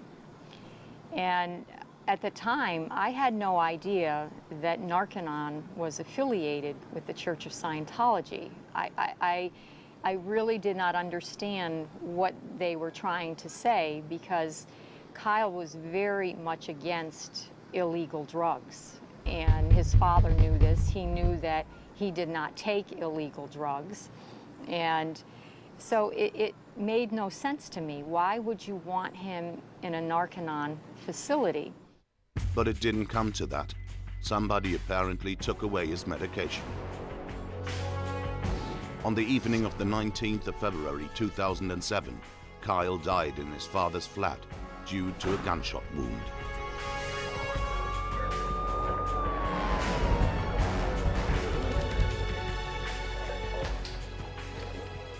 At the crime scene, investigators of Clearwater Police discovered Scientology books and films on the shelves. Kyle's body was lying headfirst in the laundry bucket. A revolver was secured. 1 bullet had been fired. 5 more were in Kyle's trouser pocket. Later, Clearwater Police found his medication in the locked trunk of Tom Brennan's car. Who hid it there?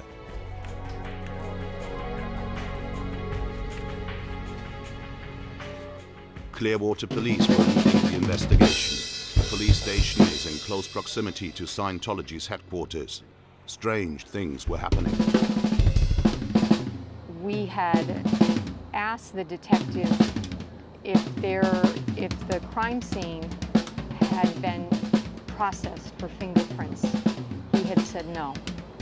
We asked if there was a gunpowder residue check done on Kyle's hands, and he said no. After the case was closed, which took almost 2 years, we discovered that these tests had been performed, and the gunpowder residue check on my son's hand had been blocked from being analyzed. There were similarly strange circumstances in connection with other Scientology-related deaths. I am submitting Kyle Brennan's file to a German forensic specialist, asking for his expertise. First of all, the bullet has never been found. They claim it was a through and through. Therefore, the projectile exited the head and should have been found somewhere at the crime scene. This is not the case. Secondly, Kyle Brennan's hands were taped for gunshot residue, which is usually inherent in self-inflicted gunshot injuries. This tape has never been examined. Here the question is the same as before. Why? The investigation files proved that the examination of the gunshot residue test has in fact been stalled by Clearwater Police.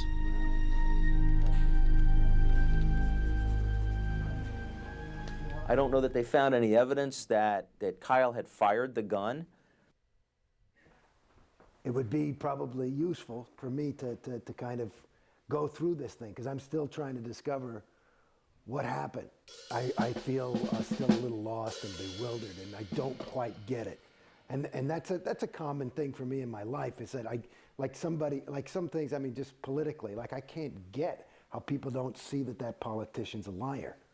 You know what I mean? I don't get it. And so for me, if I was going to write something, the concept of the title would be how I got into Scientology and why I got out.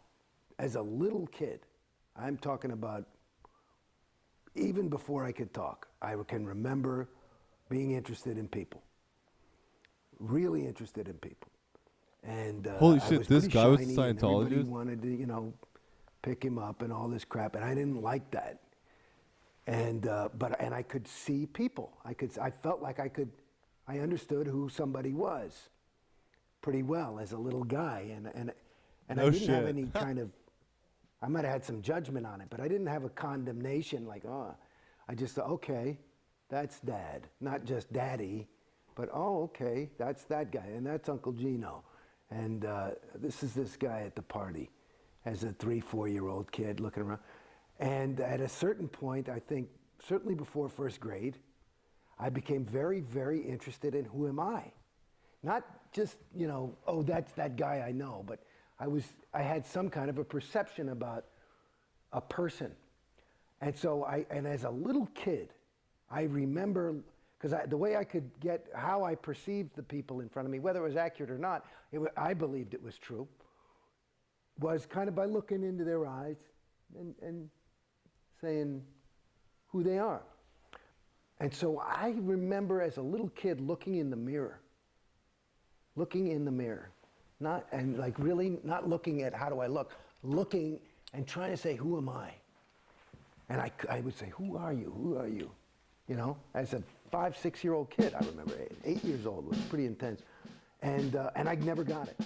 And I just thought, well, I guess that's the life condition, that you know, it's too hard to self-perceive.